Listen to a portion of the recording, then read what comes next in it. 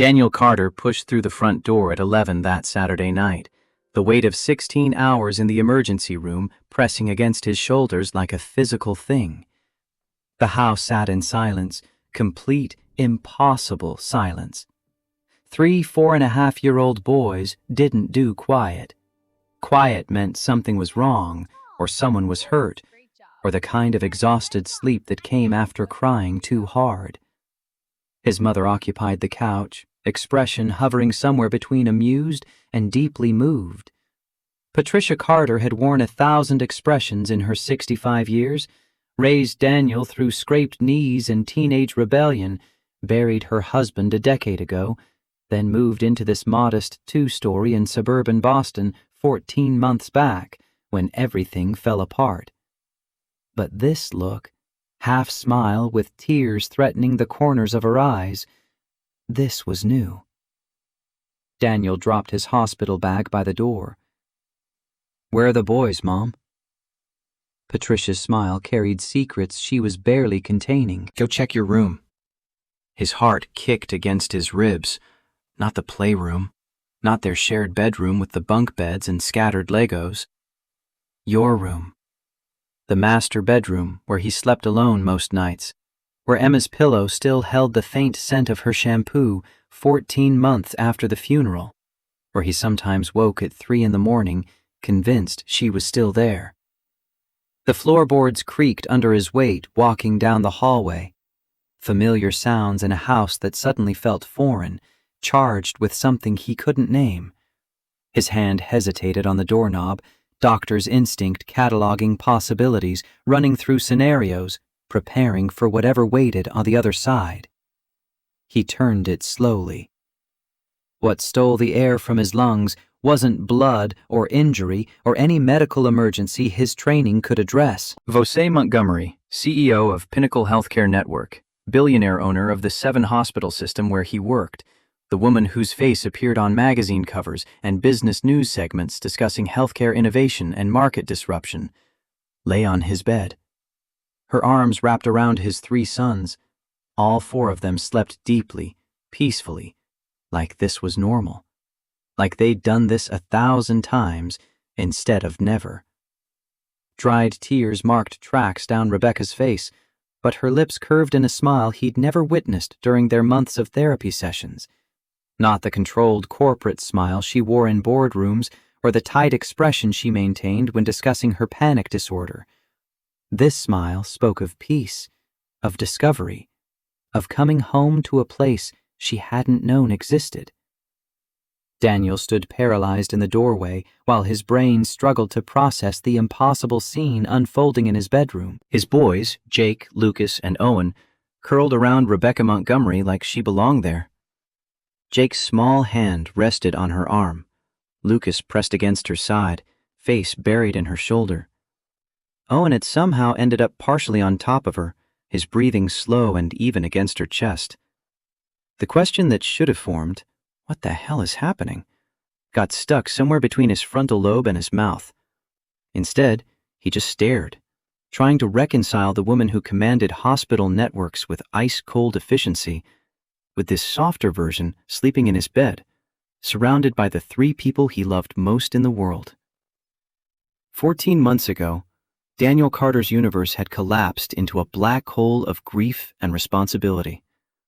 Sarah had been everything: his wife, his partner, the mother who knew instinctively how to calm Jake's fears, decode Lucas's quiet needs, redirect Owen's boundless energy. 6 months. That's all the ovarian cancer had given them between diagnosis and the end.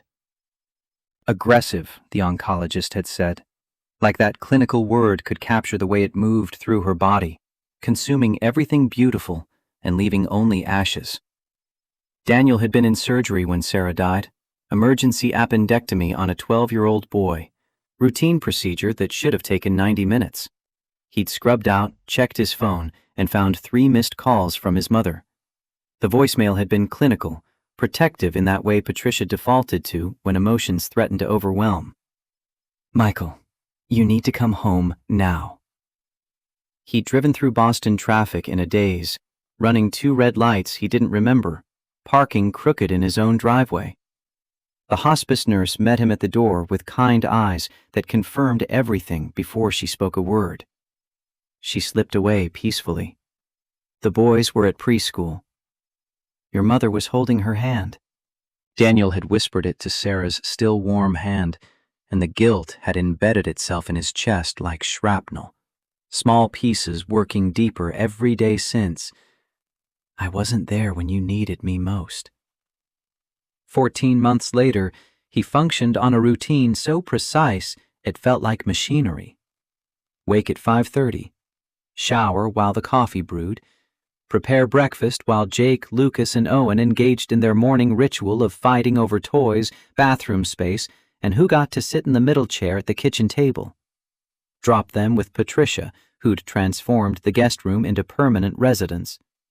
Work 12-hour shifts at St. Grace Medical Center, one of the 7 hospitals in Rebecca Montgomery's network. Return home with just enough energy to play dinosaurs or build block towers before bedtime. Repeat. No breaks. No time to process his own grief. No space to imagine a future beyond the next day's obligations. The boys asked about Sarah constantly in those early months. When is Mommy coming home from the stars? They'd created their own mythology around death, one Patricia had encouraged with gentle stories about Sarah watching over them from heaven, keeping them safe, loving them forever, even though she couldn't be here in person. Daniel had learned to smile when they needed joy, to project strength when they needed security, to hide in the shower when the crying came. 3 little faces couldn't see their father break. He'd learned to function on autopilot, moving through days without truly living them, existing in survival mode that stretched ahead indefinitely.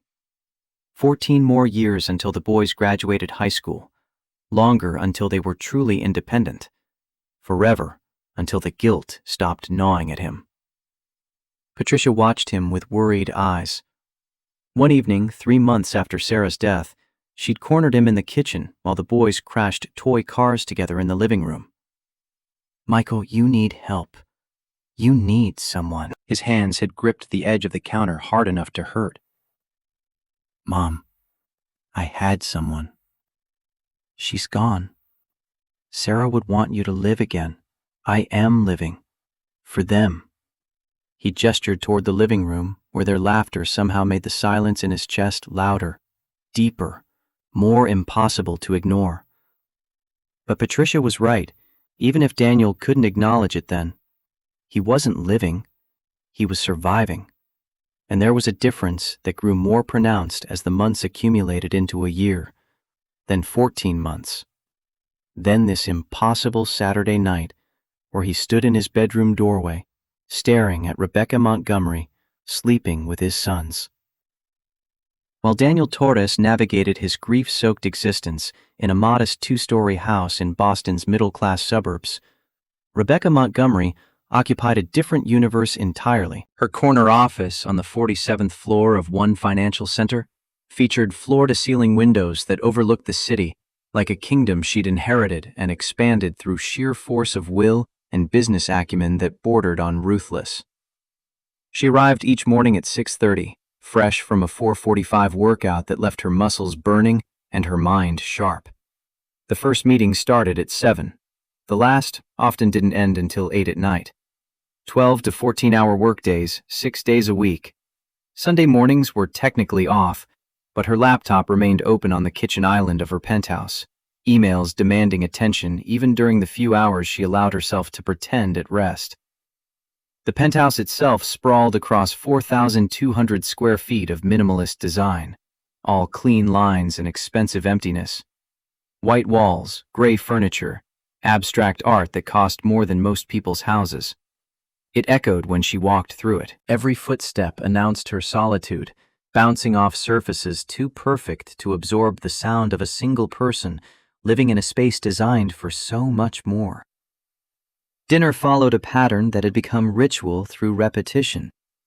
Take-out sushi from the same upscale place, eaten at the marble kitchen island while she reviewed quarterly reports or prepared for the next day's negotiations. The city sparkled beyond her windows, millions of lives unfolding in those lights. Rebecca sat alone in her tower, surrounded by luxury that felt increasingly like a very expensive prison.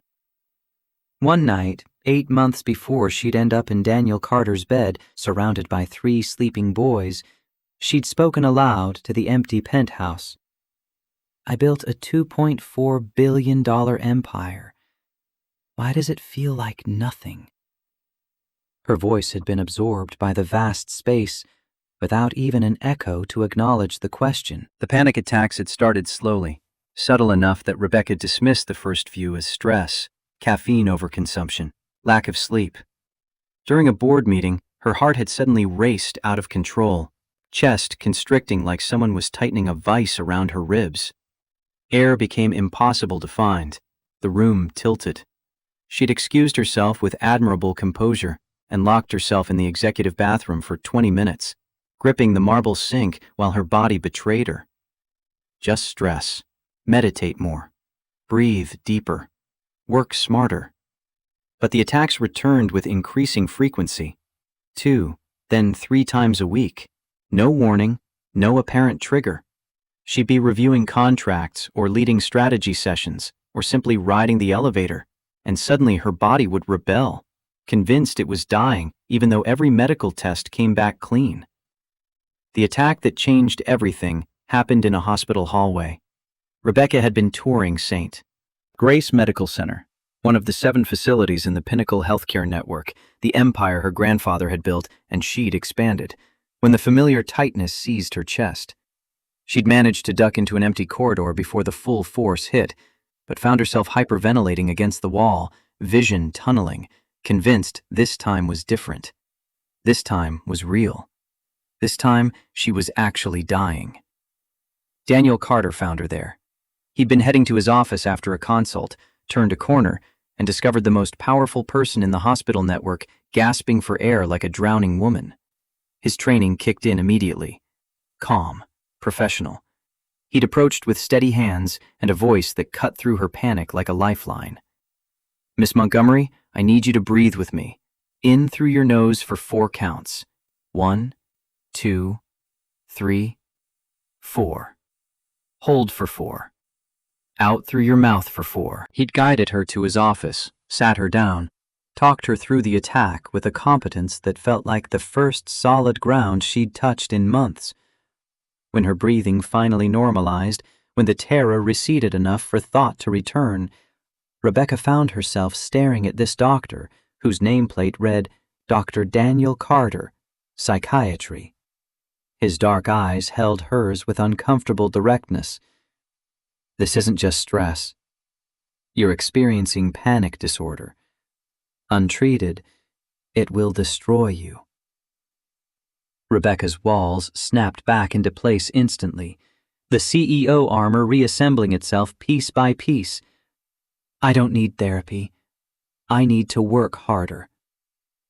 The single word held no apology, no room for negotiation. "You need help. Real help. This won't stop on its own." She'd walked out that day, fully intending to ignore his advice. Therapy was for people who couldn't handle pressure, who weren't strong enough to push through. Rebecca Montgomery hadn't built a healthcare empire by admitting weakness. But 3 days later, another attack hit during a critical investor call. She'd been unable to breathe, unable to function, unable to maintain the iron control that had defined her entire adult life. The call had ended badly. The investors had noticed her distress. Questions would be asked. That afternoon, she'd called Dr. Carter's office and asked for an appointment. The therapy sessions began quietly, secretly. Tuesday and Thursday evenings, after hours, unlisted on any official schedule. No billing records, no paper trail. Rebecca couldn't risk anyone knowing the invincible CEO was falling apart. Daniel had agreed to the arrangement with the same professional calm he'd shown in that hallway. For the first month, Rebecca maintained her armor. She answered his questions with corporate precision, deflecting anything too personal, treating therapy like a business meeting that required her participation but not her vulnerability. Daniel waited. He asked probing questions about happiness, fulfillment, purpose.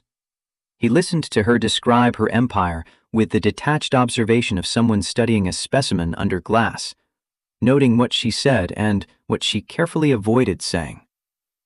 The breakthrough came during their 6th session. Rebecca had arrived directly from a 14-hour day, exhausted in a way that went beyond physical tiredness, the kind of bone-deep weariness that came from running at full speed for so long she'd forgotten what it felt like to simply be still. Daniel had asked a simple question. When was the last time you felt truly happy? Rebecca opened her mouth to answer. The words should have come easily. She was Rebecca Montgomery, granddaughter of William Ashford, who'd founded Pinnacle Healthcare, Harvard Business School graduate, Forbes 40 Under 40 recipient, back when she'd actually been under 40. Her life was a catalog of achievements that should have generated happiness, like a formula producing predictable results. But nothing came. The silence stretched. Minutes passed. Daniel didn't push, didn't fill the quiet with easier questions or suggestions. He just sat there, patient, giving her space to find an answer that didn't exist. Finally, barely louder than a whisper, I don't remember. Maybe never. The admission cracked something open inside her chest. Words started flowing about the pressure of being William Ashford's granddaughter, the weight of expectations from a family that measured worth in market share and profit margins. About reaching 41 years old with no husband because she'd never found someone who wanted her rather than her money, her connections, her last name. About postponing children year after year. Too early, career to consolidate, there's time, always more time. Until suddenly, there wasn't. Every birthday I tell myself next year, but next year never comes. Her hands trembled in her lap. I'm 41. No husband, no children, no family except my mother who only calls to criticize my choices. I went to a fertility specialist last year. She said my window had closed. Past 40, the chances drop to almost nothing, and I work 70 hours a week. What adoption agency would approve me? I live in a penthouse that echoes. I have no partner, no support system, nothing that says good parent except money. And money is the one thing that doesn't actually qualify you to raise a child. What would make you feel whole? Daniel's question cut to the core of everything she'd been avoiding for years. For the first time since her father's funeral 10 years ago, Rebecca Montgomery cried in front of another person. I don't know. That's what terrifies me. I don't know what I'm searching for, just that I haven't found it. And I'm running out of time to figure it out. Daniel maintained professional boundaries even as he felt himself drawn to her intelligence, her hidden vulnerability, the glimpses of the woman beneath the CEO armor. He told himself it was simple attraction, nothing actionable. She was grieving a life never lived. He was grieving the life he'd lost. Those parallel griefs couldn't build anything sustainable. But the sessions continued. Victoria slowly peeled back layers, revealing depths of loneliness that mirrored Daniel's own. And Daniel, despite his determination to remain clinical, found himself sharing more than he intended about Sarah, about the boys, about the guilt that colored everything. They were both drowning in different oceans. Somehow, in that therapy room twice a week, they'd found someone who understood what it meant to be unable to breathe. The Saturday afternoon that shattered both their carefully controlled worlds began with Rebecca alone in her penthouse, drowning in the worst panic attack she'd experienced in months. Her chest felt like it was collapsing inward. Air wouldn't come, no matter how hard she tried to pull it into her lungs. The room spun. Her heart hammered so violently she could feel it in her throat, her fingertips, behind her eyes. This wasn't the usual panic, the kind she'd learned to recognize and sometimes manage with the breathing techniques Daniel had taught her. This was terror so complete it erased everything else. But underneath the physical symptoms ran a more terrifying thought, one that looped through her mind with increasing urgency. I'm going to die alone in this apartment, and no one will find me for days. The penthouse walls closed in, transforming 4,200 square feet into a tomb. Vosé grabbed her phone with shaking hands, pulled up emergency services, finger hovering over the call button. Instead, inexplicably, without conscious decision, she found herself scrolling to Daniel's contact. Not to call. She couldn't explain what she needed because she didn't understand it herself. She just needed to move, to escape, to go somewhere that wasn't this beautiful prison where she'd built her life, one expensive, empty acquisition at a time. She grabbed her keys and ran. The drive to Daniel's house existed in her memory as fragments: traffic lights, turns made on autopilot, the GPS voice guiding her to an address she'd never visited but had somehow memorized from his patient file. The kind of detail her mind cataloged without permission, the way she memorized board members' children's names and competitors' quarterly earnings. A middle-class neighborhood where modest houses sat close together. Toys littered front yards. Basketball hoops hung over garage doors. The kind of neighborhood where people knew their neighbors' names, where kids rode bikes in the street until the streetlights came on. Rebecca parked crooked at the curb and sat gripping the steering wheel, her breathing still irregular, her hands still shaking. What was she doing here? Daniel wasn't even home. She knew his Saturday schedule from their sessions, knew he'd be at the hospital until late. This made no sense. But the panic pushed her out of the car, up the cracked concrete walkway to a front door painted forest green. She rang the bell before she could reconsider. Patricia Carter opened the door and saw an elegant woman in designer clothes, clearly out of place in this neighborhood, with red-rimmed eyes and ragged breathing that suggested either drugs or a medical emergency. "Can I help you?" Rebecca's voice came out smaller than intended, stripped of the authority that usually filled boardrooms and silenced dissenting opinions. "I'm Victoria. She stopped, confused by her own words. Why had she said Emma? That was Daniel's wife. Dead wife. The woman whose photos lined his bedroom dresser. "I'm Rebecca. I work with Daniel, at the hospital. Is he here?"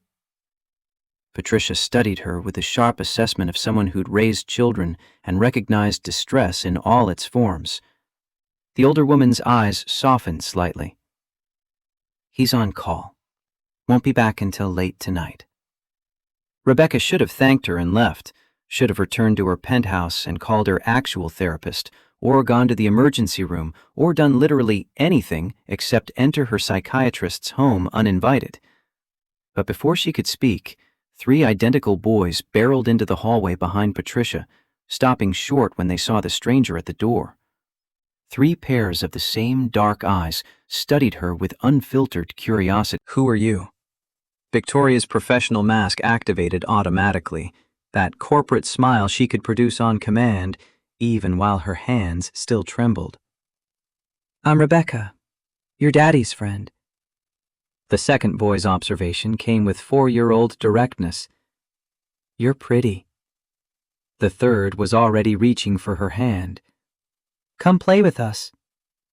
And Rebecca Montgomery, who'd spent decades building walls between herself and genuine human connection, who'd mastered the art of saying no to anything unproductive, who lived by a schedule planned to the minute, simply let herself be pulled into the house by 3 boys who didn't know she was a billionaire and wouldn't have cared if they did. The playroom occupied what had probably once been a formal dining room, toys scattered across every surface, building blocks, plastic dinosaurs, matchbox cars, picture books stacked in precarious towers. The chaos should have triggered Rebecca's need for order, the same instinct that made her rearrange hotel rooms and color-code her calendar. Instead, something in her chest loosened. The tightness that had been suffocating her since the panic attack started began to ease, replaced by something she couldn't name, but desperately needed. Patricia appeared with water and cookies, setting them on a small table cleared of toys. "I'll be in the kitchen if you need anything." Her exit felt like permission, like acknowledgement that whatever brought Rebecca here, she was safe to stay. "I'm Jake." The first boy announced it with the authority of someone who'd emerged from the womb 2 minutes before his brothers and never let them forget it. He pointed to his siblings. "He's Lucas, and he's Owen." Rebecca sat on the floor. When was the last time she'd sat on the floor? Not perched on a yoga mat during her pre-dawn workouts, but actually sat cross-legged on carpet worn thin by children's constant movement. Jake thrust blocks at her with intense concentration. "We're building a castle for Mommy in the stars." Rebecca's throat tightened. "Your mommy is in the stars?" Lucas's voice came quieter than his brother's, more watchful, like he'd learned early that sometimes words carried weight that required careful handling. "Grandma says she watches over us from heaven." Owen brought over a fleet of toy cars. "Do you like dinosaurs?" "Yes, I like dinosaurs." The panic attack had receded. Her heart still beat too fast, but she could breathe. The tightness in her chest had loosened for the first time in hours. She wasn't actively drowning anymore. The afternoon unfolded in a way Rebecca had never experienced. The boys changed the construction rules every 5 minutes, and she followed without question. Owen insisted she provide voices for various vehicles, and she found herself making ridiculous engine sounds that prompted delighted giggles. Lucas showed her drawings he'd made that week, waiting patiently for her to study each one, and she offered genuine observations about his use of color and the way he drew people with careful attention to their expressions. Hours passed. Rebecca didn't think about quarterly reports or board meetings or the 3 contracts waiting for her signature back at the office. Didn't mentally rehearse Monday's presentation or worry about the competitor trying to poach her best surgeons. She was completely, entirely present, laughing at the boys' nonsensical jokes, building elaborate structures that immediately got demolished, being pulled from one activity to another by 3 inexhaustible sources of pure energy. Jake showed her a crayon drawing that made Rebecca's chest ache with recognition of something she'd been missing without knowing how to name it. 5 figures, a tall man labeled Daddy, 3 small boys, an older woman marked Grandma, and a conspicuous empty space beside the father figure. "What's this space for?" Rebecca traced the blank area with one finger. Jake's answer came with the simplicity of truth, delivered by someone too young to understand its weight. "For when Daddy finds someone to be happy with again. Grandma says one day he'll find someone and won't be sad anymore." Rebecca stared at the drawing. These 3 boys had lost their mother before they could even form lasting memories of her voice, her laugh, the way she'd held them.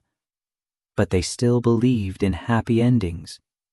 Their father raised them alone while carrying his own ocean of grief. Yet somehow he'd taught them to hope, to believe that sadness wasn't permanent, that love could return even after devastating loss.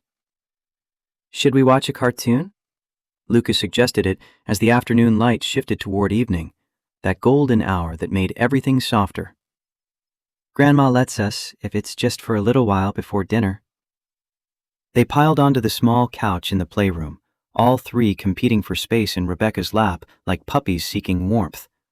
She turned on the television to the channel they indicated. The show made no sense to her. Loud colors, incomprehensible plot about talking animals solving mysteries, characters that defied basic physics. But the boys watched with rapt attention, occasionally shouting excited commentary at the screen. Rebecca held them, feeling the warm weight of their small bodies, the trust with which they leaned against her, the way Owen's hand found hers and gripped tight, like he was afraid she might disappear if he let go. Something fundamental shifted inside her chest, like tectonic plates realigning after years of pressure building beneath the surface. She understood, suddenly, what months of therapy had been trying to show her.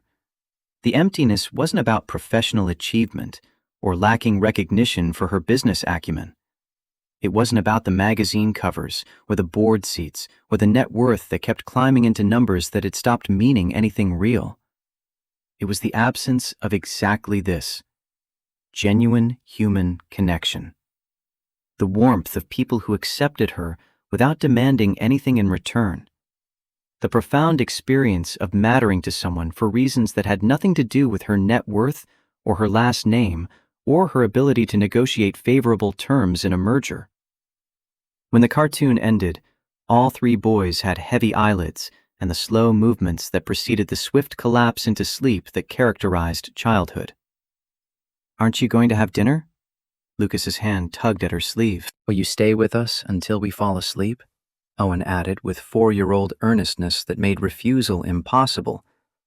"Please?" Rebecca looked toward the door, thinking about leaving, about thanking Patricia for the hospitality and returning to her carefully controlled existence. But something stronger than logic made her nod.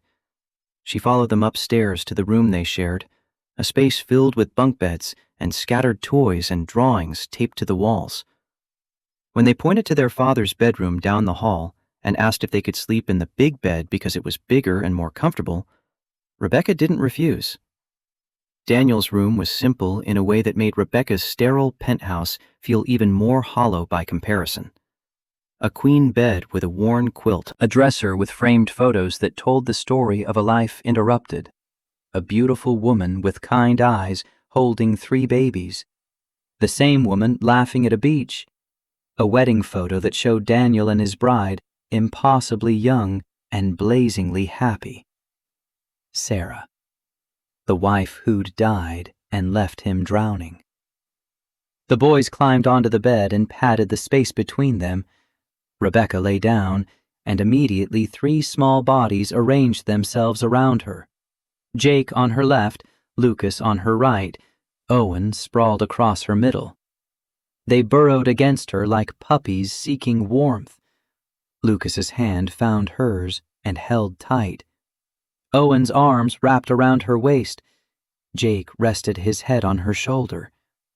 As their breathing slowed and deepened, as sleep claimed them with the swift totality of childhood, Rebecca felt tears flowing.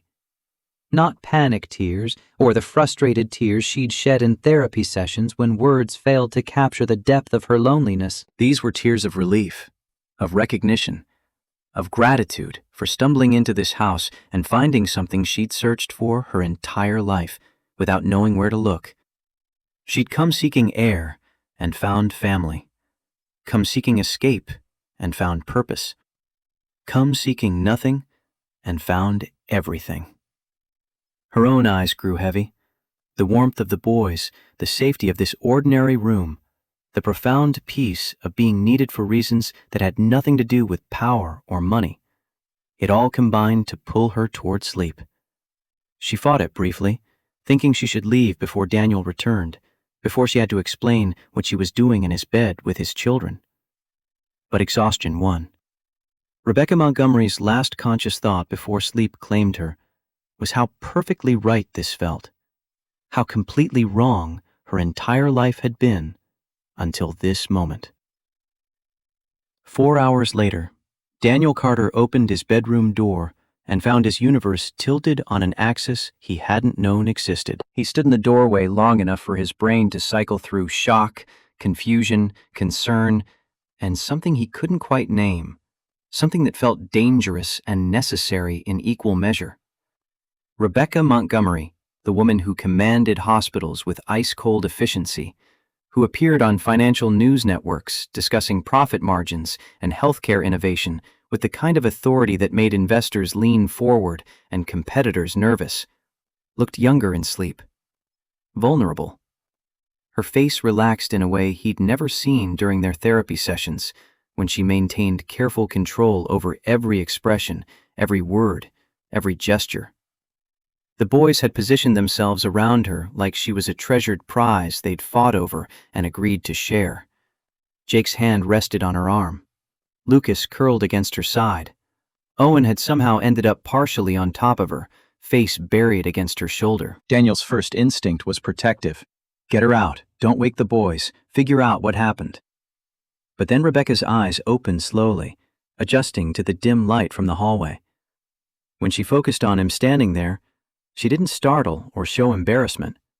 She simply smiled, small, tired, genuine in a way that bypassed all his professional training and hit something deeper. He gestured for her to extract herself, pointing at the sleeping boys. She nodded, understanding passing between them without words, and began the delicate process of unwinding 3 sets of limbs without waking their owners.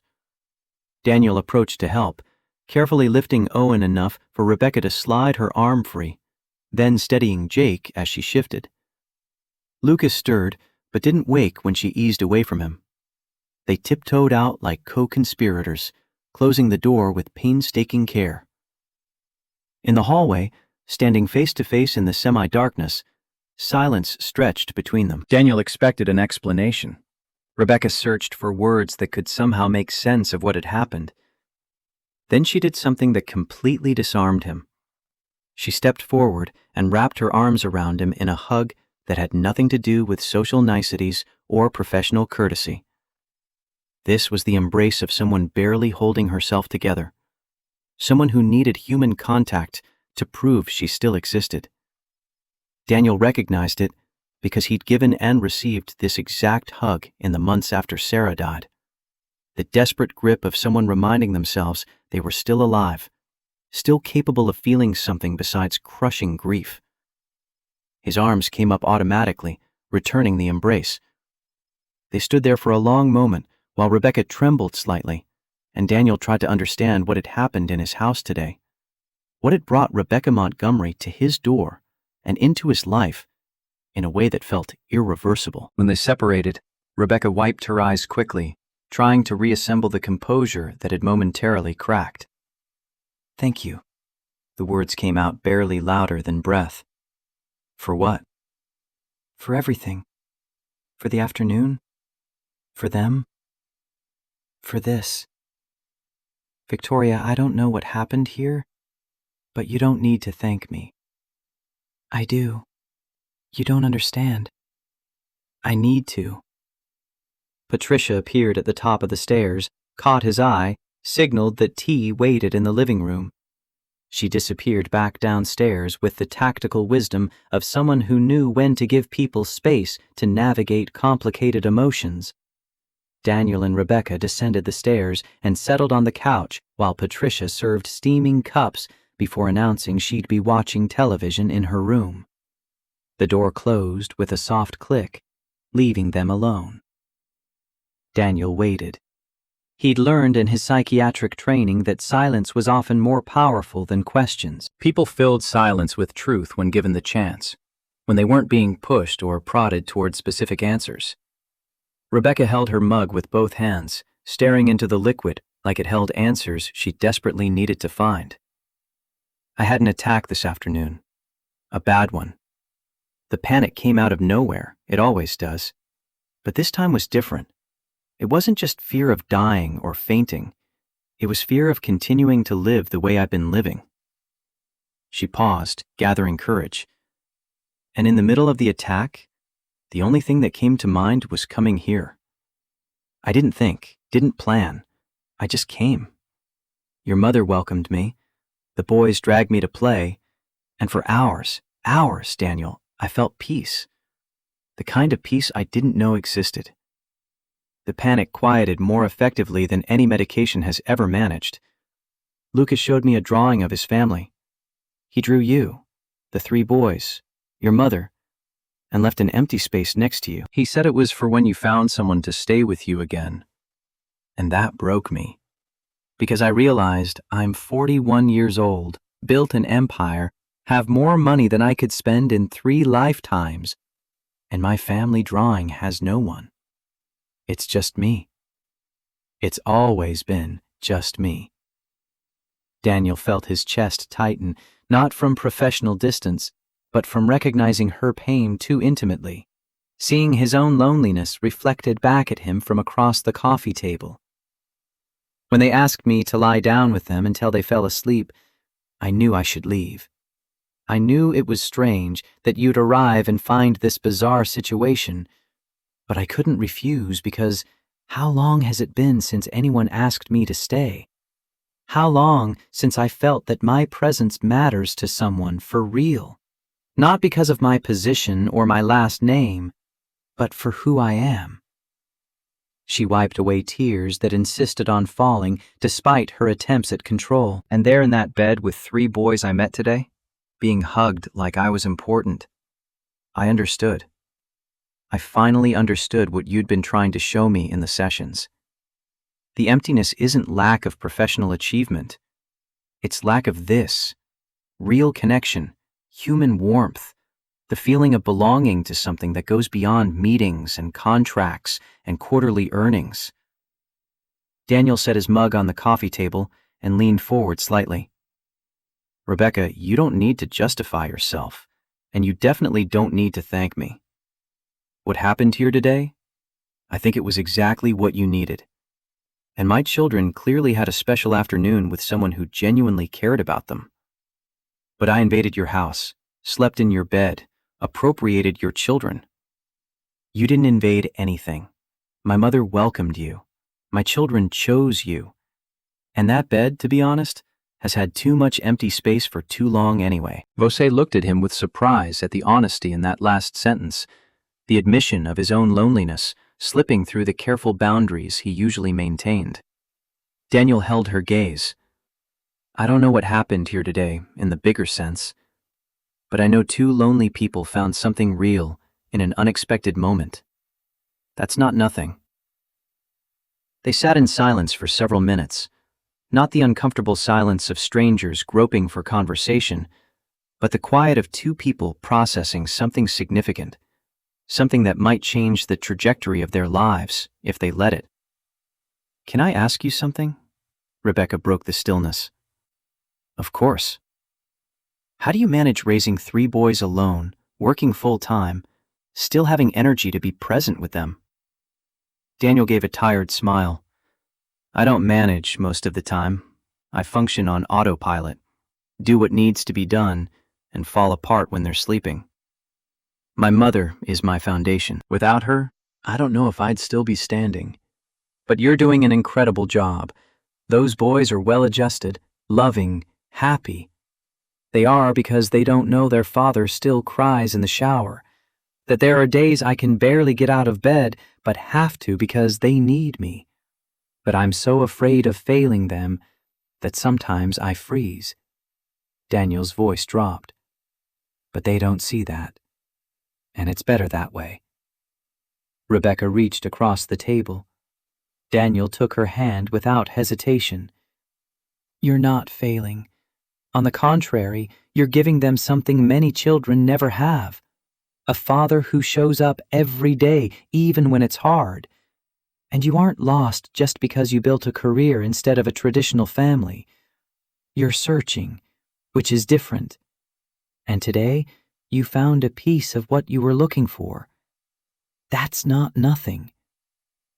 Their hands remained joined on the table. In that touch existed something that transcended professional boundaries. Neither acknowledged it explicitly, but both felt the shift. The way the ground beneath them had become less solid and more promising, dangerous and necessary in equal measure. Can I come back? Rebecca's question emerged quietly, vulnerable in a way her voice never was during board meetings or investor calls.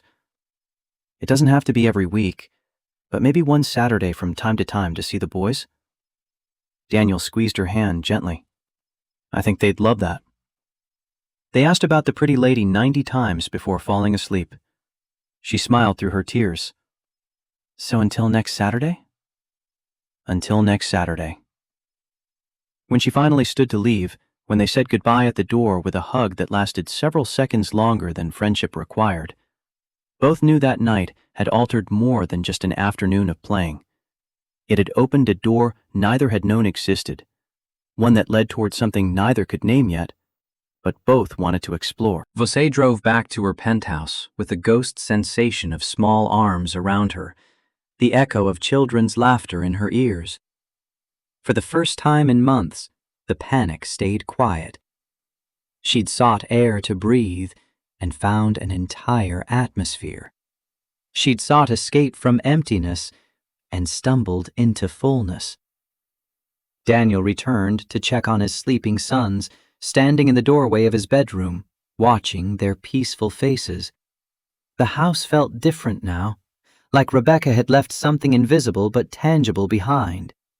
Possibility, perhaps, or hope, or simply the reminder that his life didn't have to be defined entirely by loss.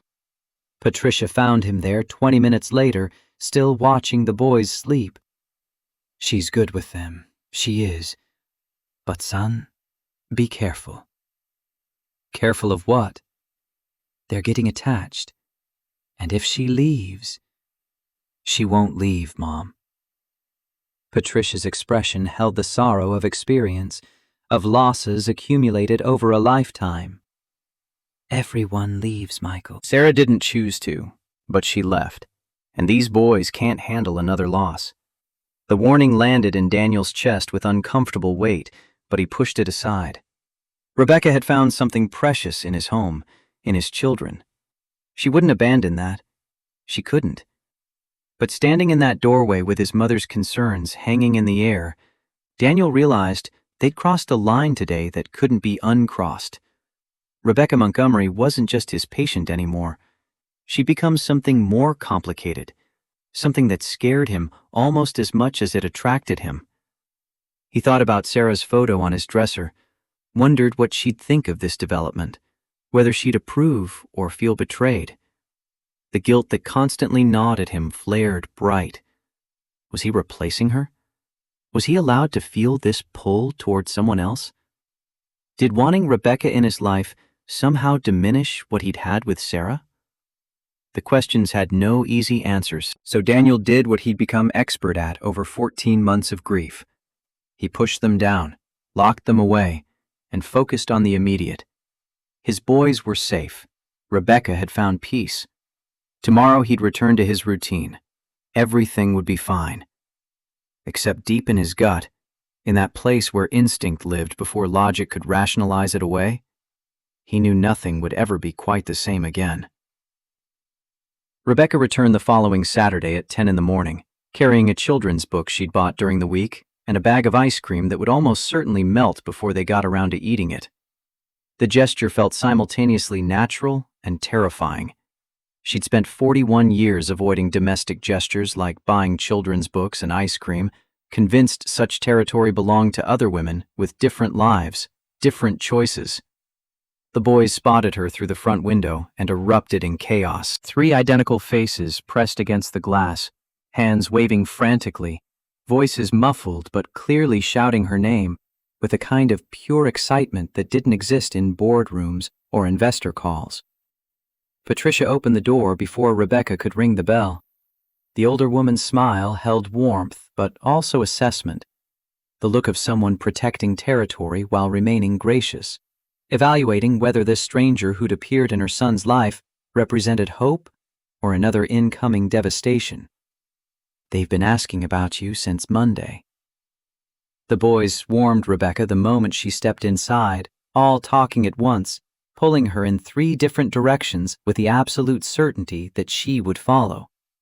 Jake wanted to show her the new block tower he'd designed, more ambitious than anything he'd attempted before.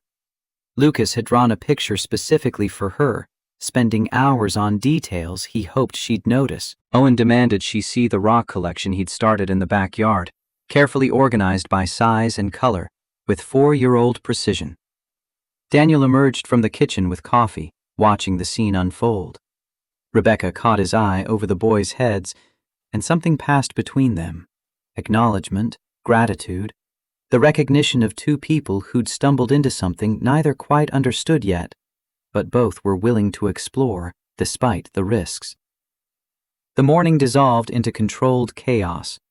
Building blocks became a castle then transformed into a spaceship when Jake decided they were astronauts exploring Mars, then morphed into a restaurant where Rebecca was forced to pretend eat plastic food while Jake explained the menu with absolute seriousness about the fictional ingredients and preparation methods. Lucas sat close, occasionally reaching out to touch her arm as if confirming she was real, that last week hadn't been a dream he'd constructed to fill the mother-shaped void in his life. Owen crashed toy cars with sound effects that Rebecca gamely attempted to replicate, earning delighted giggles when she got the engine noises wrong, when her version of a siren sounded more like a dying cat than emergency vehicle. By noon, they'd migrated to the backyard where lunch happened at a picnic table Daniel had dragged from the garage. Hot dogs and chips and the ice cream Rebecca brought, now properly melted but still delicious according to 3 enthusiastic reviews delivered between sticky bites. Food ended up everywhere except entirely in mouths. Ketchup on shirts, chip crumbs in hair, melted ice cream dripping down chins. Vosé didn't flinch when Owen's juice box exploded across her silk blouse, the purple liquid spreading across fabric that cost more than most people spent on groceries in a month. The boys froze, eyes wide, waiting for anger that television and limited experience had taught them to expect from adults when expensive things got ruined. "It's just a shirt. Let's clean it up together, okay?" Daniel observed from the back door, coffee mug in hand, struck by the ease with which Rebecca had adapted to chaos. This woman who commanded boardrooms and negotiated million-dollar contracts was on her knees soaking up juice with paper towels while Owen apologized in a tiny voice, and she assured him accidents happen to everyone, that shirts could be washed, but hurt feelings lasted longer. But Daniel also noticed his mother's expression, concerned, guarded, protective in that way Patricia defaulted to when she sensed potential harm heading toward people she loved. She was watching Rebecca with the wariness of someone who'd seen her son devastated once and refused to let it happen again. Later, after the boys had been corralled into watching cartoons, Patricia pulled Daniel into the kitchen. Her voice came low enough that it wouldn't carry to the living room. "She's wonderful with them." Daniel heard the unspoken but hovering in the air between them. "And they're getting attached. Already. Jake asked this morning if Miss Rebecca was going to be their new mommy." The words hit harder than they should have, landing in Daniel's chest with the weight of responsibility and fear combined. "What did you tell him?" "That she's Daddy's friend who likes to visit." "But son, you need to be careful here." "Careful how?" Patricia's eyes held the grief of her own losses, a husband gone 10 years now, a daughter-in-law buried 14 months ago, the accumulated sorrow of watching people she loved disappear. What happens when she gets bored? When the novelty wears off and she remembers she has a company to run, a life to live that doesn't include Saturday afternoons in a modest house in the suburbs. These boys can't handle another person leaving them. They've already learned that people they love disappear. "I think you're wrong about her. You don't know that. Nobody knows that. Love is easy when it's new and shiny. Staying is hard. And these boys, they've already learned the worst lesson childhood can teach. They know that mommy can be here one day and gone forever the next." Daniel wanted to argue, to defend Rebecca, to insist his mother was projecting her own fears onto a situation she didn't fully understand. But doubt crept in like cold water through cracks in a hull. What did he really know about Rebecca beyond their therapy sessions and one extraordinary Saturday? People showed their best selves at the beginning. Reality came later when routine set in and novelty faded, when the hard work of actually building something replaced the easy excitement of discovery. The afternoon continued with Rebecca unaware of the conversation in the kitchen. She stayed until after dinner, helping with the bedtime routine in a way that surprised Daniel with her natural competence. She read stories in different voices, tucked blankets with the perfect amount of firmness, kissed foreheads without hesitation, like she'd been doing it for years instead of twice. When the boys finally slept and Rebecca prepared to leave, Daniel walked her to her car. The evening air carried the first hint of autumn coolness, that shift in temperature that marked summer's surrender to fall. "Thank you for letting me come back." "You don't need to thank me every time, Rebecca." Daniel leaned against her car, hands in his pockets. "I do, though. You can't imagine how different this week was, knowing I had this waiting at the end of it." Something in her voice made Daniel's chest tighten, a loneliness so profound that these few hours with his children had become her lifeline, the thing she held on to during 70-hour work weeks and empty nights in a penthouse designed for entertaining dozens, but occupied by one. It should have felt flattering. Instead, it scared him. "Can I ask you something that might be too invasive?" "You can ask." "Why did you never have children? I mean, it's obvious you're good with them. Why did you let it pass?" She was quiet long enough that Daniel thought she might not answer, might retreat behind the CEO armor she wore like a second skin during their therapy sessions before that first Saturday breakthrough. When she spoke, her voice carried the weight of accumulated regrets. "Because I thought I had time. Because I prioritized the company. Because I never found someone who wanted children with me for the right reasons." They wanted the Montgomery name, the money, the connections that came with being William Ashford's granddaughter. And when I realized time was actually finite, when I went to that fertility specialist and learned my window had closed, I was already 41 and alone. It seemed too late. It's not too late. Adoption, surrogacy, you could... Rebecca's laugh held no humor. At 41, with my work schedule, what agency would approve me? I work 70 hours a week. I live in a penthouse that echoes. I have no partner, no support system, nothing that says good parent except money. And money is the one thing that doesn't actually qualify you to raise a child. You know I'm raising 3 alone, right? Daniel kept his voice gentle. You weren't alone when they were born. You had a partner, a plan. I'd be starting from zero. No reference, no instinct, no idea what I'm doing. It's different. Different isn't impossible. Bosé turned to look at him directly, and something in her expression made Daniel's pulse quicken. Can I ask you something now? Of course.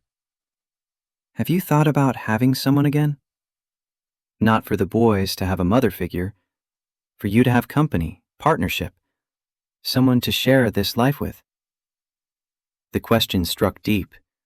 Daniel took a long time answering, watching his own breath fog in the cooling air. I think about it. Then guilt crashes in like a wave I can't see coming.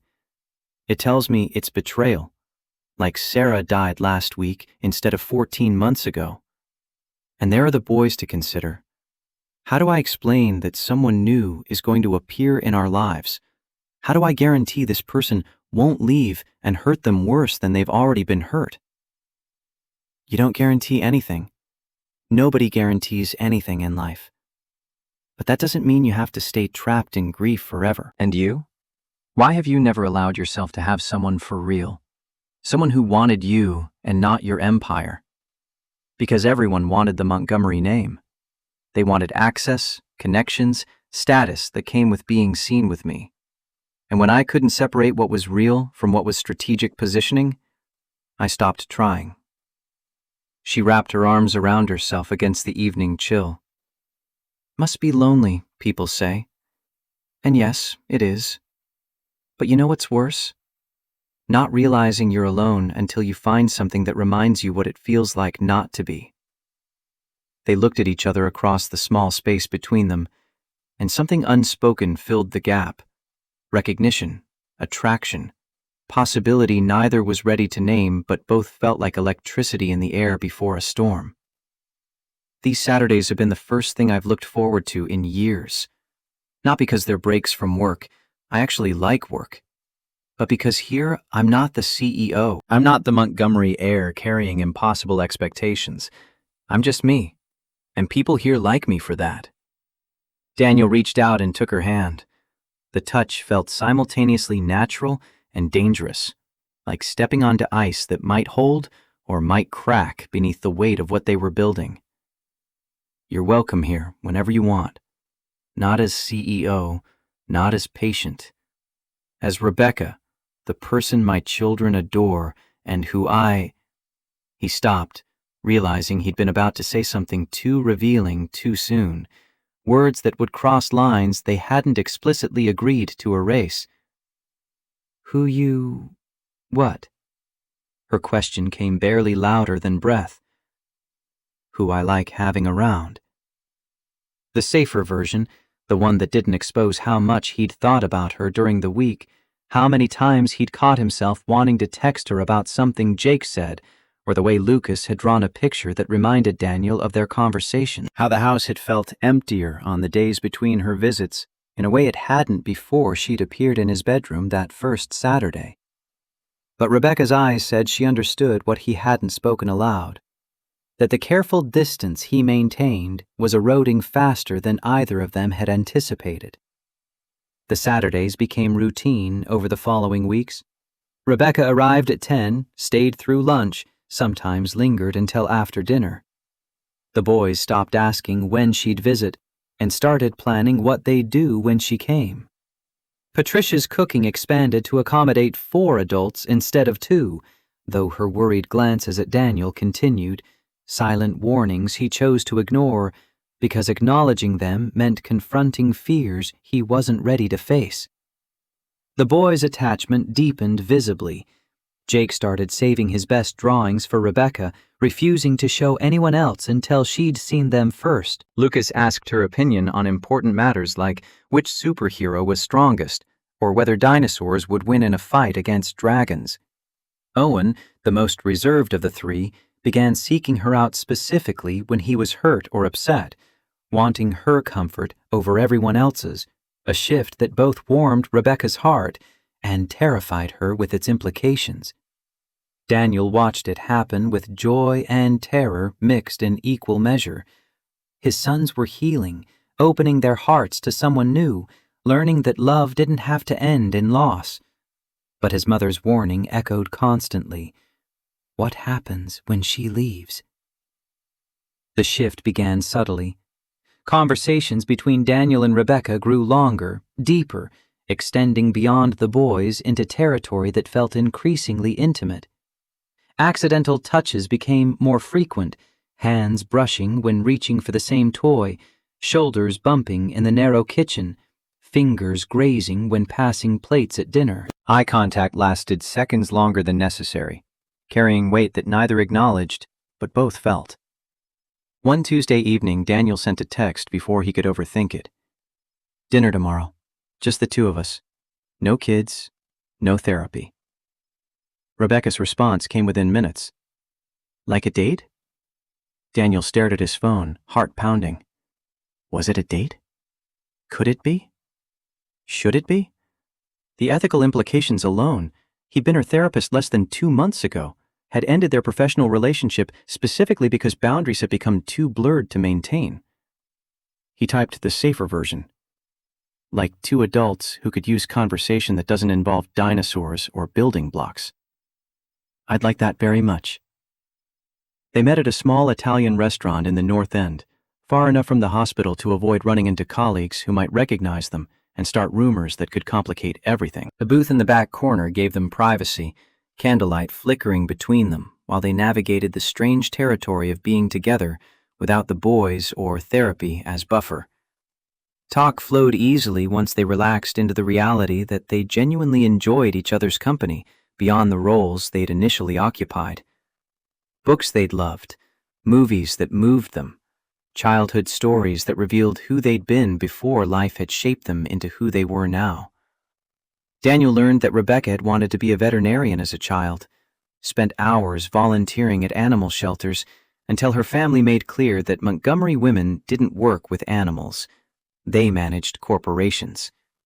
Victoria discovered Daniel had seriously considered studying philosophy before choosing medicine, drawn to questions about meaning and existence that psychiatry addressed in more practical but equally profound ways.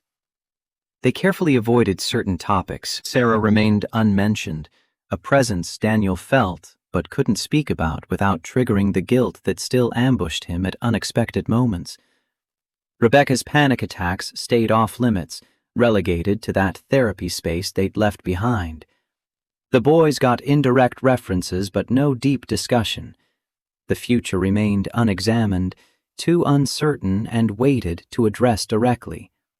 This was an island outside normal life, a space where they could simply be two people enjoying each other's company without the complications that waited in every other context. 3 hours passed like 30 minutes. The restaurant staff began cleaning around them before they noticed the time, the not subtle hints that they were the last customers preventing closing. In the parking lot, saying goodbye felt awkward in a way that hadn't existed at Daniel's house.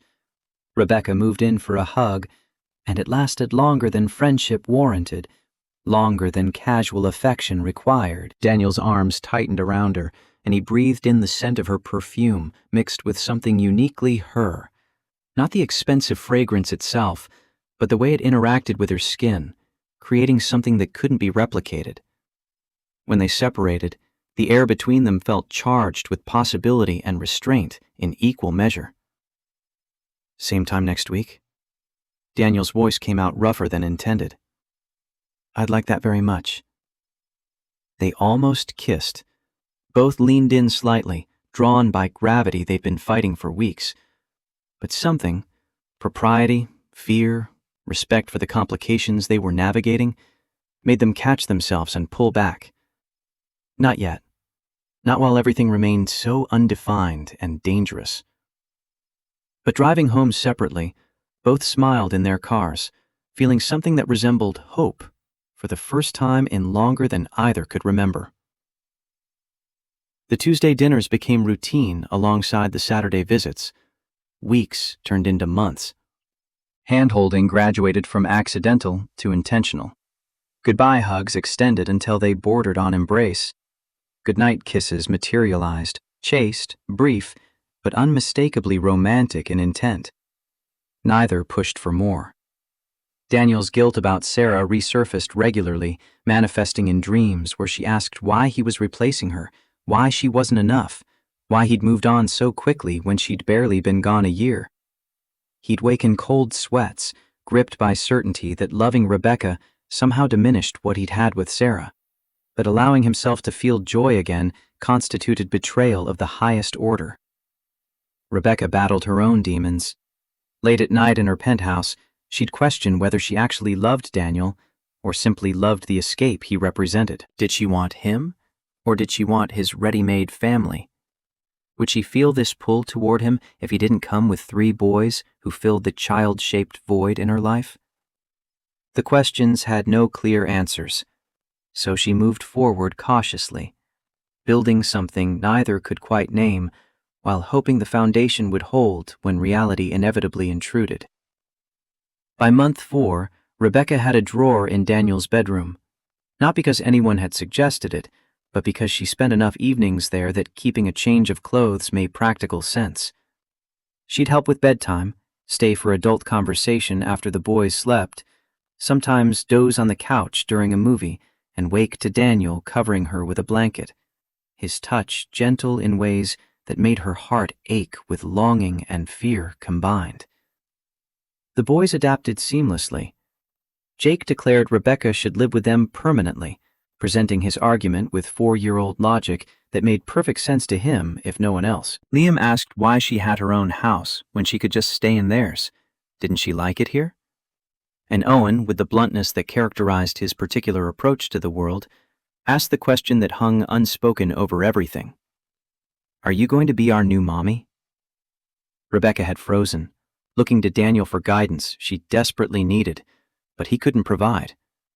He'd knelt to Owen's eye level, voice gentle but firm in that way he'd perfected through 14 months of navigating impossible conversations with traumatized children. "Victoria is someone very special to all of us, but she's not replacing your mommy. Your mommy will always be your mommy, always watching from the stars. Victoria is Victoria." Owen had seemed satisfied with that non-answer, but the question lingered in the air between Daniel and Rebecca, unanswered but impossible to forget. The cracks in their careful balance started showing in week 6 of Rebecca's visits. Owen, who'd been warming to her steadily, suddenly became hostile without warning or apparent cause. He threw toys when she arrived, refused to play with her, hid in closets when she tried to engage. The transformation was dramatic and disturbing, a complete reversal that left everyone confused and hurt. Jake and Lucas were baffled by their brother's behavior. "Noah, why are you being mean to Miss Rebecca?" Owen's response came with tears and fury that seemed disproportionate to any identifiable trigger. "She's not Mommy. I want Mommy. Make her go away." Rebecca tried everything her limited parenting instinct could generate, giving him space, offering his favorite activities, attempting gentle conversation that might reveal what had changed. Nothing worked. Owen's rejection was absolute and devastating in its intensity. Daniel discovered the trigger after a conference with Owen's preschool teacher. The class had done a Mother's Day craft project, and Owen had created a card for Mommy in the Stars. The teacher, meaning well, had gently suggested he might want to give it to someone else who took care of him, maybe his grandmother or another special person in his life. Owen had come home convinced that if he gave the card to Rebecca, he'd be erasing Sarah completely. His 4-year-old logic couldn't hold both truths simultaneously, that his dead mother existed in memory and stars, and this living woman existed in their house. Accepting Rebecca meant betraying Sarah's memory in ways his young mind couldn't reconcile. Daniel sat with Owen that evening, pulling him into his lap despite the boy's resistance. "Buddy, Victoria isn't replacing Mommy. Nobody can replace Mommy." "But Jake says he wishes she was our new Mommy." "And you smile at her like you smiled at Mommy in the pictures." The accusation hit like a physical blow. "Owen, I loved your Mommy more than anything, but she's gone, and she's not coming back. That doesn't mean I can't care about other people too. Hearts don't run out of room. I don't want to care about other people. I want Mommy back." Owen dissolved into sobs, the kind of grief-stricken crying that couldn't be comforted, only weathered. The kind that reminded Daniel his sons had lost so much already, and now they were being asked to open their hearts again, to risk loving someone who might leave.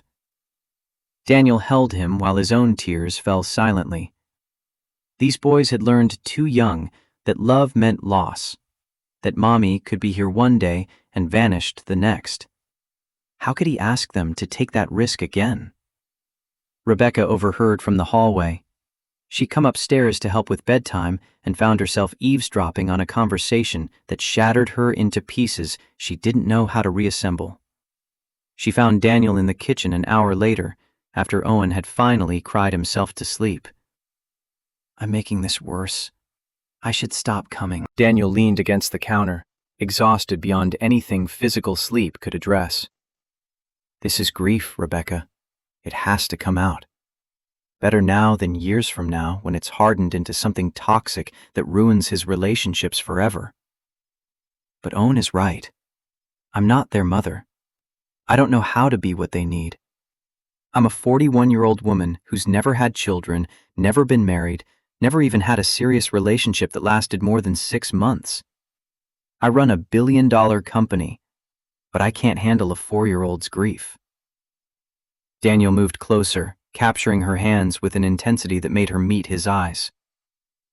"I don't know how to handle it either. I wake up every day terrified I'm failing them. I'm a psychiatrist who can't fix his own son's trauma. We're both fumbling in the dark here, making mistakes, hoping we don't damage them beyond repair." "But you're their father. You have instinct, connection." And I still don't have the answers. Sarah was the one who understood their emotional needs. She knew instinctively how to soothe their fears, decode their moods. I'm just a guy who loves them desperately and hopes that's enough to compensate for everything else I get wrong. They stood in the kitchen, bound by shared inadequacy and fear. For the first time, they'd acknowledged the truth neither wanted to face, that neither had any idea what they were doing, that they were both improvising through situations that exceeded their experience and training. The vulnerability drew them together. Daniel pulled Rebecca into an embrace that had nothing to do with romance and everything to do with mutual need. Two people drowning in different ways, finding someone else who understood what it meant to be unable to breathe, to feel inadequate despite every external marker of success. "I'm scared," Rebecca whispered it against his shoulder. "Me too." They stood like that for a long time, holding each other up. Week 8 brought Daniel's text proposing Tuesday dinner. Week 10 brought another. By week 16, the pattern was established. Saturdays with the family, Tuesdays for them. The relationship deepened without either acknowledging it explicitly. They were dating, though neither used that word. They were falling for each other, though neither spoke it aloud. They were building towards something serious, while pretending they were just enjoying each other's company, just taking things slow, just seeing where it led. Daniel found himself comparing Rebecca to Sarah in quiet moments he immediately felt guilty about. Sarah had been warm, where Rebecca was controlled, spontaneous, where Rebecca needed structure, comfortable with mess and chaos, where Rebecca fought her instinct to organize and optimize. Sarah had laughed easily and cried openly. Rebecca guarded her emotions behind professional walls that only occasionally cracked to reveal the depths beneath. Were those differences good or bad? Daniel didn't know. He just knew that when Rebecca smiled at him across the dinner table, something in his chest loosened. When she wasn't around, the house felt emptier than before she'd started coming, like they'd been given a glimpse of fullness only to have it partially withdrawn during the days between visits. But was that love, or just loneliness seeking any comfort it could find? Rebecca waged her own internal battle. She'd catch herself planning her week around Saturday, feeling genuine excitement about spending time with the boys that had nothing to do with work achievements or business victories. But then doubt would creep in during the quiet hours. Did she love Daniel? Or did she love what he represented? Family, belonging, purpose beyond profit margins.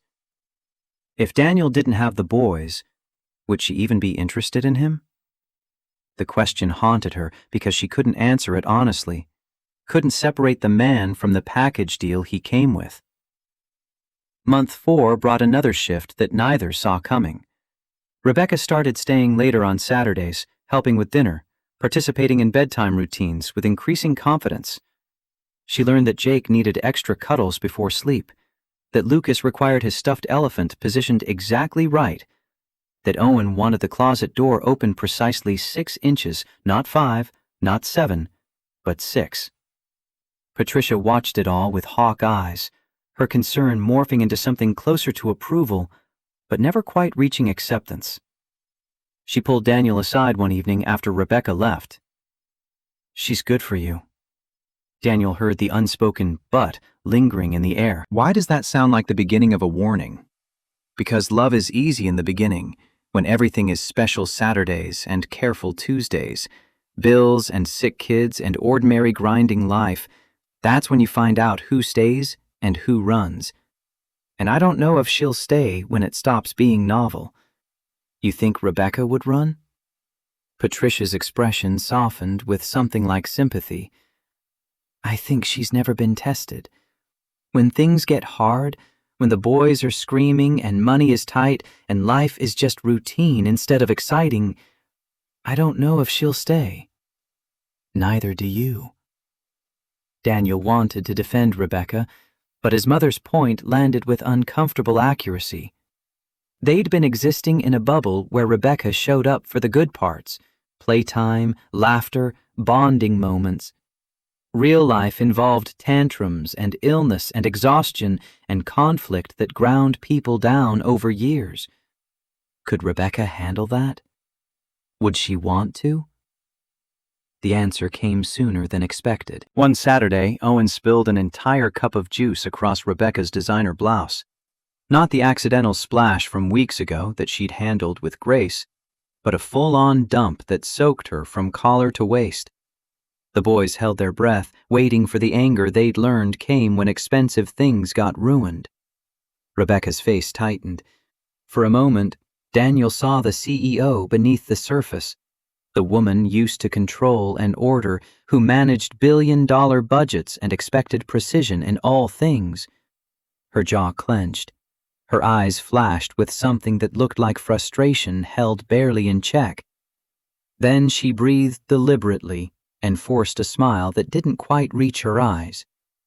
"It's fine. Accidents happen. Let's clean it up." But her voice held an edge that hadn't been there before, a brittleness that suggested the patience was wearing thin. When Owen apologized in a tiny voice that broke Daniel's heart, Rebecca's response came out clipped and professional, the tone she probably used with underperforming employees. "It's okay, Owen. Just be more careful next time." The warmth had drained from the interaction, replaced by polite distance that everyone felt. Daniel saw it, Patricia saw it, the boys felt it. The afternoon limped along with Rebecca trying to recapture her earlier ease, but not quite managing it. She left earlier than usual, claiming a headache that might have been real or might have been escape. The goodbye hug with Daniel felt perfunctory, going through motions rather than genuine connection. After she drove away, Patricia spoke the thought Daniel was avoiding. That's what happens when the real world intrudes. People show you who they really are. Daniel wanted to argue, but doubt had taken root. Tuesday's dinner felt strained in ways neither could explicitly name. Vosé apologized for leaving early Saturday, blamed stress from work that wasn't entirely fabricated. Daniel accepted the excuse with understanding that felt hollow, sensing something had shifted between them. A crack in the foundation they'd been building so carefully. They were both trying too hard, overcompensating, aware of new fragility in whatever this was becoming. "Can I ask you something that might be too personal?" Rebecca's question came over dessert, breaking the careful small talk they've been maintaining. "We're a bit past worrying about personal, aren't we?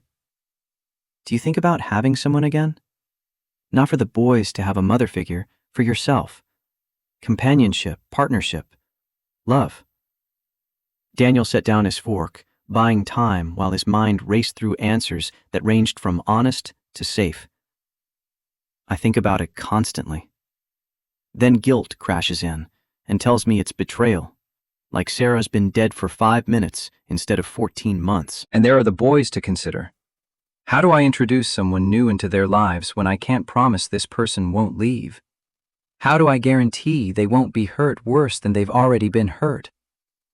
You can't guarantee anything. Life is risk.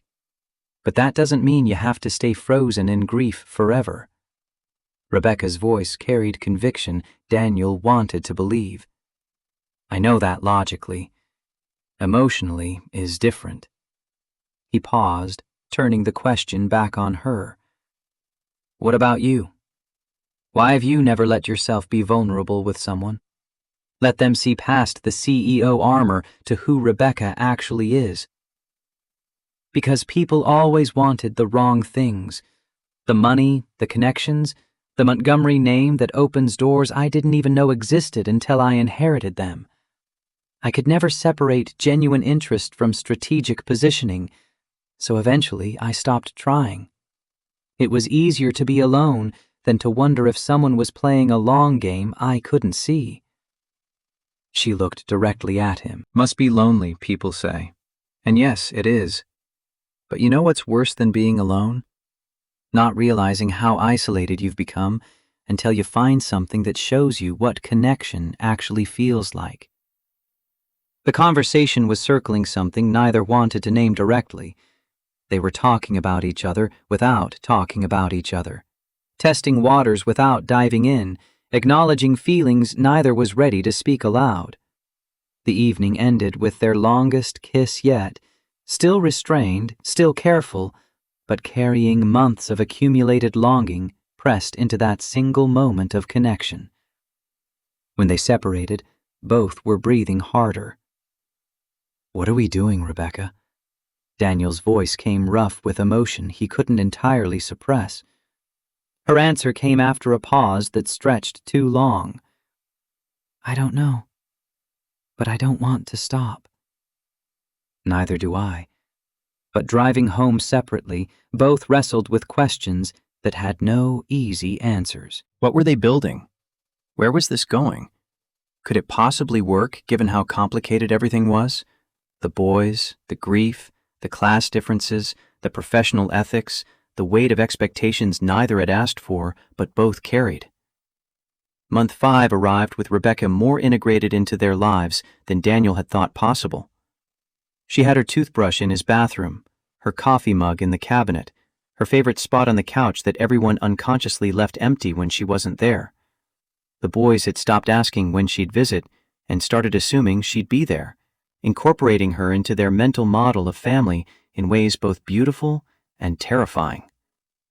But tensions were building beneath the surface, like pressure accumulating before an earthquake. Rebecca's controlling nature, suppressed for months through conscious effort, started emerging in ways that created friction.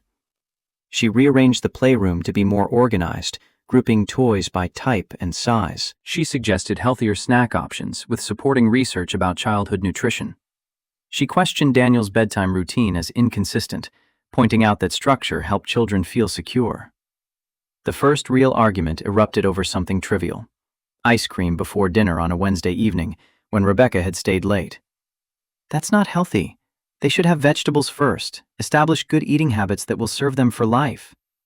Patricia's response came immediate and sharp, protective instinct flaring.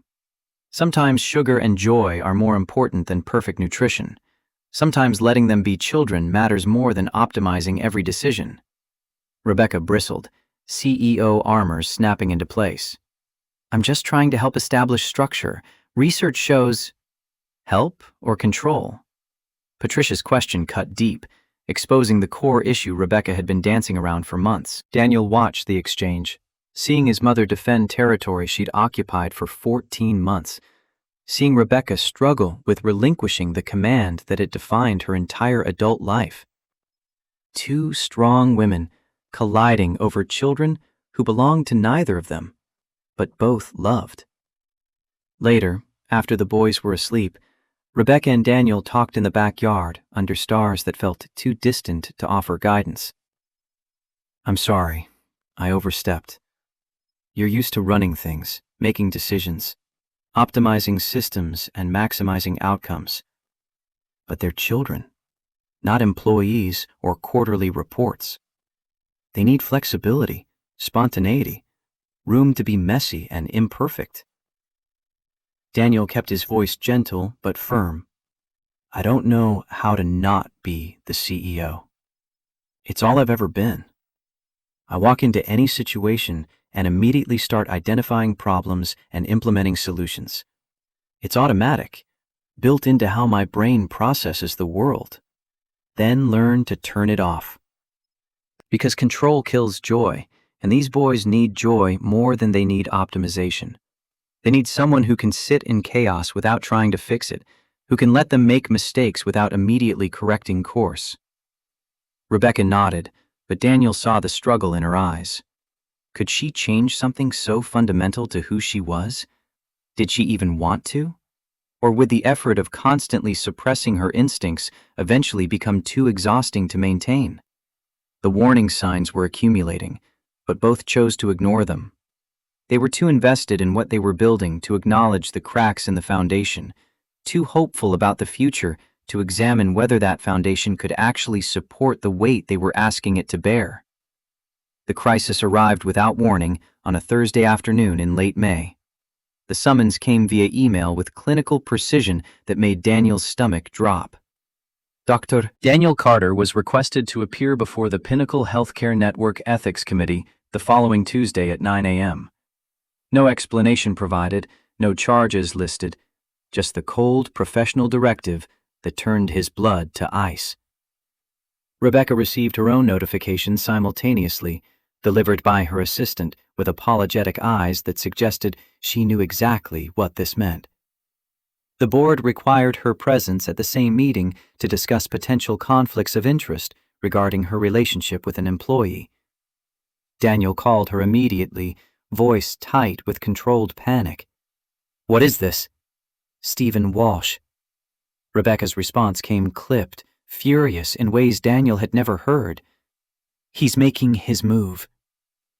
Stephen Walsh had been CFO of Pinnacle Healthcare for the past decade. He'd wanted Rebecca's position since her grandfather died, had been passed over for a younger woman with less experience. Never mind that the younger woman was the founder's granddaughter, Harvard-educated, brilliant in ways that had transformed a regional hospital network into a national powerhouse. Stephen had nursed his resentment quietly, professionally, waiting for ammunition. The relationship between the CEO and a staff psychiatrist was precisely the weapon he needed. The meeting room on Tuesday felt designed for intimidation. Massive mahogany table, leather chairs that swallowed occupants, walls lined with portraits of stern-faced medical pioneers who'd built Pinnacle Healthcare into what it was. 7 board members sat in judgment, their expressions ranging from concerned to hostile. Stephen Walsh occupied the seat closest to the head of the table, his smile sharp as surgical steel. Daniel entered first. Rebecca arrived 10 minutes later, as protocol demanded, maintaining the professional distance that suddenly felt like a chasm neither could cross. They weren't allowed to sit together. The separation felt deliberate, symbolic, forcing them to face accusations as individuals rather than the partnership they'd been becoming. Stephen opened with clinical precision, each word chosen for maximum impact. We're here to address concerns about a relationship between Ms. Rebecca Montgomery, CEO of this network, and Dr. Daniel Carter, employee of St. Grace Medical Center. This relationship creates substantial conflict of interest, raises questions about favoritism, and exposes the organization to potential legal liability. Dr. Carter could claim coercion or inappropriate leverage. Ms. Montgomery's judgment regarding personnel decisions may be compromised. The appearance of impropriety damages institutional integrity, regardless of actual misconduct. Voce's response came in full CEO mode, voice arctic, unyielding, every syllable precise. Dr. Carter is not my subordinate. He reports to the chief of psychiatry, who reports to the hospital administrator, who reports to regional operations. I have no direct authority over his employment, salary, or advancement. Furthermore, my personal life is not board business unless it demonstrably affects company performance. Since taking this position, I've overseen 23% revenue growth, expanded services to underserved communities, and improved patient satisfaction scores across all facilities. My personal relationships have zero impact on those metrics. Stephen's smile widened like a predator sensing weakness. Then you won't object to signing this agreement? He slid documents across the table with theatrical precision. Daniel scanned the terms quickly, his medical training helping him parse complex language into essential meaning.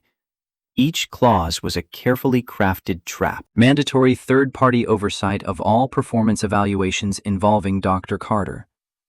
Any promotion, raise, or disciplinary action subject to external review. If the relationship ends adversely, one party must resign from the network within 30 days. Both parties acknowledge potential conflicts and agree to heightened scrutiny of all professional interactions. Rebecca's jaw tightened. Daniel could see her calculating options, recognizing the impossible choice. Refusing would validate Stephen's concerns about the relationship's seriousness. Signing would place Daniel's career in permanent jeopardy, held hostage to their personal life in ways that gave the board, gave Stephen, control they had no right to demand. Before she could respond, Daniel spoke. I'll sign. Daniel, no. I'm not letting them use me as leverage against you. His voice carried steel beneath the calm exterior. To Stephen, making eye contact that communicated exactly what Daniel thought of this manufactured crisis. But let's be clear about what's actually happening here. You're not protecting the company. You're protecting your ambition. Everyone in this room knows you want her position. This is sabotage dressed as ethics, a coup disguised as concern. Stephen's expression never shifted, professional composure maintained through accusations he'd probably anticipated. Then prove me wrong. Stay together for 6 months without incident. If you can manage that without damaging the organization, perhaps these concerns are unfounded. The meeting ended with signatures on documents that felt like shackles. Walking out separately, protocol again, always protocol, Daniel felt the weight of every eye in that hallway. Word would spread through the hospital by lunch. The CEO's secret relationship, now public knowledge, subject to institutional scrutiny that would follow them everywhere. Vosé caught up to him in the parking garage, her heels echoing sharply off concrete surfaces that amplified everything. I could have handled that differently. By sacrificing what? Us? Your position? Daniel's frustration boiled over after maintaining composure throughout the meeting. That agreement is designed to make you choose between your career and this relationship. And Stephen knows exactly what he's doing, creating a situation where we either end this or you resign, leaving the position open for him. There is no us. We're not even official. We haven't defined anything. We're just... What the hell have we been doing for 5 months, Rebecca? What do you call these Tuesday dinners and Saturday routines and the drawer in my bedroom? She recoiled as if struck. I call it complicated. I call it undefined. I call it something I can't name because naming it makes it real, and real things can hurt me in ways I'm not prepared to handle. You're running again. Just like you ran from therapy when it got too real. Just like you run from anything that threatens your control. I'm being realistic. This was always impossible. CEO and employee, billionaire and middle-class doctor, woman with no family and man with 3 sons who need stability. We were playing house, pretending the real world didn't exist. Now it does, and we have to face that reality. She paused, breath shaking. Maybe this was a mistake from the beginning. Rebecca walked to her car, each step deliberate and controlled. Daniel watched her go, recognizing the retreat for what it was. Rebecca Montgomery choosing the empire over the risk, choosing safety over vulnerability, choosing the known loneliness over the terrifying possibility of building something real. The following Saturday, Rebecca texted that she couldn't make it. Work emergency. The boys' disappointment cut deeper than Daniel expected. Jake asked if they'd done something wrong. Lucas wondered if she was sick. Owen, surprisingly, given his earlier hostility, was the most vocal. I want Miss Rebecca. Tuesday's dinner was canceled via text. Work crisis, investor concerns, board complications. Daniel didn't push. He understood the message. Rebecca was pulling away, creating distance, protecting herself the only way she knew how, by retreating into work, into the fortress she'd built around her life before 3 boys and their father had somehow breached defenses she'd thought impenetrable. By the 3rd week of her absence, the boys had stopped asking. They'd learned this pattern before, this particular kind of loss. People you loved disappeared.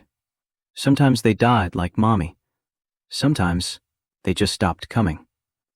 The silence in the house felt heavier than before Rebecca arrived, like they'd been given a glimpse of fullness, only to have it revoked, leaving them emptier than they'd been originally. Patricia found Daniel in the kitchen late one night, staring at his phone like it might spontaneously generate a message from Rebecca. She's scared, not gone. There's a difference. Patricia poured 2 glasses of whiskey, a rare occurrence that signaled serious conversation ahead. Scared people run.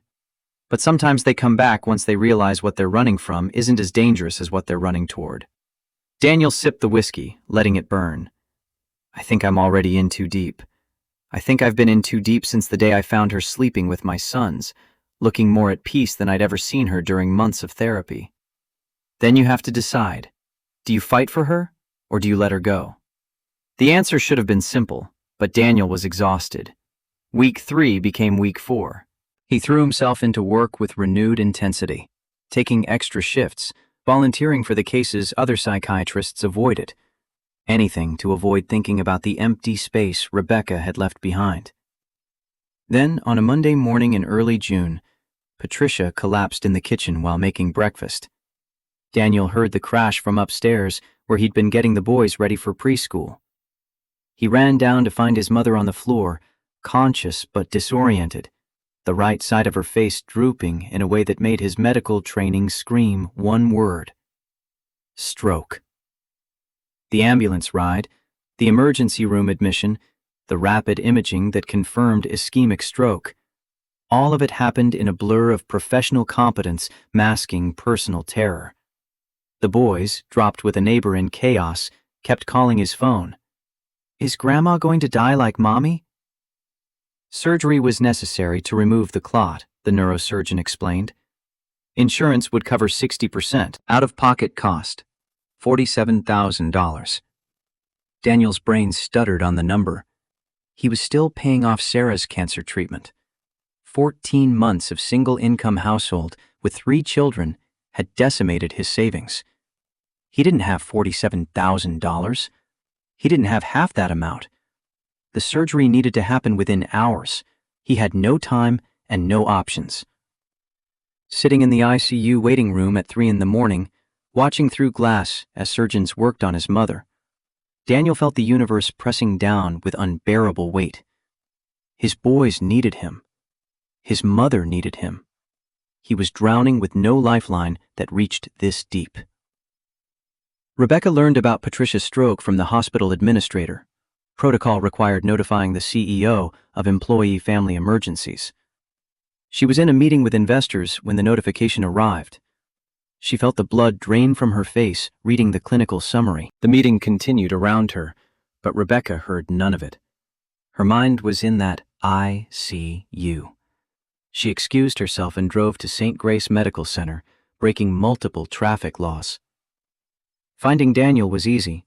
He sat alone in the ICU waiting room, still wearing yesterday's clothes, unshaven, hollow-eyed.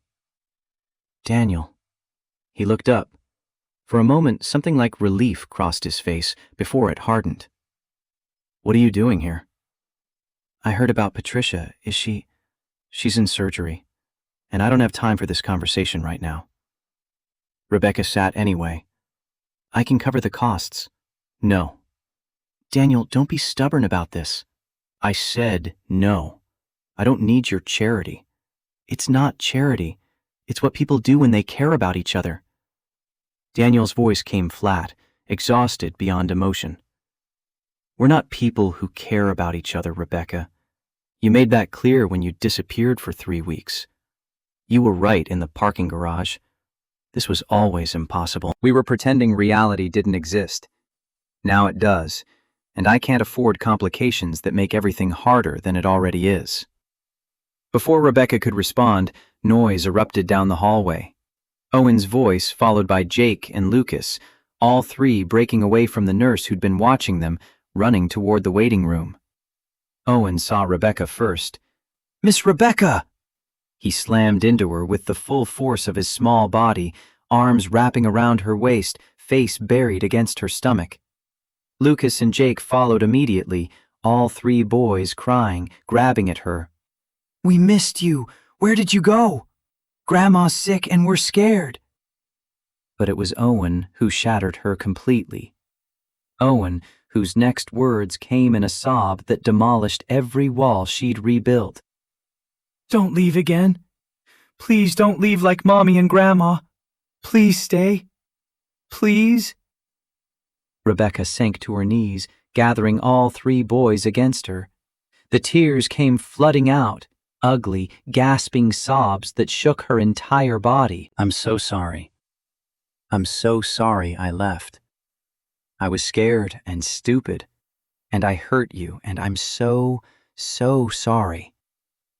She looked up at Daniel over the boys' heads, and he saw complete vulnerability. No CEO armor, no controlled facade. Just Rebecca, raw and broken. "I'm not leaving again. I'm staying. You can hate me for disappearing. You can refuse my help with the medical bills. You can tell me I'm not welcome. But I'm not leaving these boys. I'm not leaving you. Family isn't about being perfect. It's about staying when things get hard." Daniel wanted to stay angry. wanted to maintain protective distance. But watching Rebecca on her knees, surrounded by his sobbing sons, something in his chest cracked wide open. The waiting room nurse approached. "Dr. Carter, the surgeon is asking for you." Daniel stood, looked at Rebecca and the boys tangled together, and made a decision. "Stay with them. Please." Patricia's surgery succeeded. The clot was removed, blood flow restored, damage minimized. She'd need extensive rehabilitation, but the prognosis was good. Daniel returned an hour later to find Rebecca still on the floor with the boys, all four asleep in an exhausted pile. He sat beside them and put his hand on Rebecca's shoulder. She stirred, eyes opening. "She's okay. She's going to be okay." Rebecca's face crumpled with relief. "Thank God." "About the money," Rebecca cut him off, voice fierce despite exhaustion. "I'm setting up a trust through the hospital foundation. Anonymous donor. You'll never know if it's from me, so you can't refuse. And before you argue, know that I'm done letting pride stand in the way of doing what's right. Your mother needs care. Your boys need their grandmother. Real men don't need charity. They need the chance to pay it back." Daniel studied her for a long moment. "I will repay you. It might take 15 years, but I will repay every cent.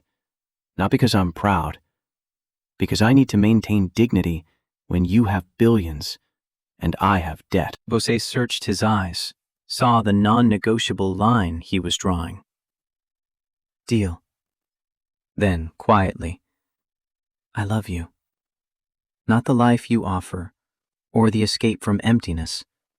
You, Daniel Carter, the man who found me hyperventilating and refused to let me drown. The widower brave enough to love again. I love all of you, including the broken parts." Daniel's hand tightened on hers. "I've loved you since I found you in my bed with my sons.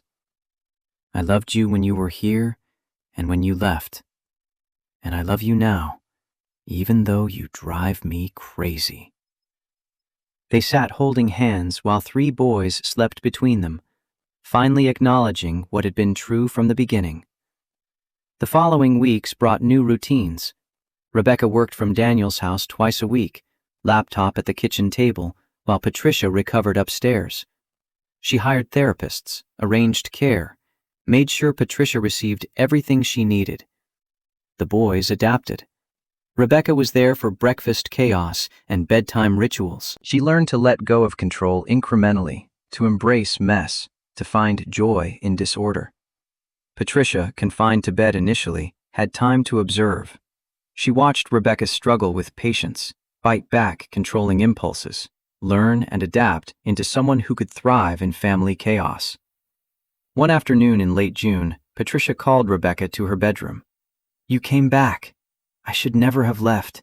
You were terrified." Rebecca sat beside the bed, taking Patricia's hand carefully. Terrified of failing them, of not being enough, of proving everyone right. But being away was worse. Nothing meant anything without them. Patricia studied her. "Do you love my son?" "Yes. More than I knew I could love anyone." "Enough to stay when it's hard? When it's not special Saturdays, but sick kids and tight money and grinding routine?" Rebecca met her eyes directly. "I'm not going anywhere. Ever. I know you don't fully trust me yet, and I understand why. But I'll prove it through actions. I'm here for the long haul." Patricia squeezed her hand weakly. "Then welcome to the family, Rebecca. That's what we do. We stay." Tears came, but these were different. Tears of acceptance, of finally finding home. By mid-July, the relationship was no longer secret. The board had watched for scandal and found none. Stephen Walsh resigned, taking a position elsewhere. The ethics agreement remained, but the threat had dissolved. Hospital gossip swirled, but Daniel and Rebecca ignored it all. The proposal happened on a Thursday evening in late July, exactly 6 months after that first Saturday. Not planned, but the moment felt right. They were in the backyard after bedtime, sitting on the porch steps with wine. Patricia was upstairs, mostly recovered. 6 months ago, you showed up at my door in the middle of a panic attack. Rebecca smiled. Not my finest moment. You found my boys, or they found you, and you gave me hope. The ability to imagine a future that's more than just achievement or survival. Daniel took her hand. I loved Sarah. I'll always love her. But she's gone, and you're here. And I don't want to spend another day pretending this isn't permanent. He pulled a ring from his pocket, simple, elegant, purchased with his own money. I'm not offering money or status. I'm offering 3 loud boys, a mother-in-law who lives with us, a house that needs repairs, and debt. But I'm also offering real love, the kind that builds life instead of avoiding loneliness. Rebecca's tears were already falling. Are you asking me to marry you? I'm asking you to marry all of us. Me, the boys, Patricia, the whole package. He slipped the ring onto her finger. Will you? She pulled him close, kissing him with months of emotion. When they separated, yes, 1,000 times yes. But I'm keeping my name and my job and my control issues. I know. I'm marrying you, not trying to fix you. Good, because I'm marrying the real you. The complicated, still grieving man brave enough to love again. They sat on those steps past midnight, planning a future that would be messy and complicated and worth it. Sometimes life doesn't give you what you want. It gives you what you need.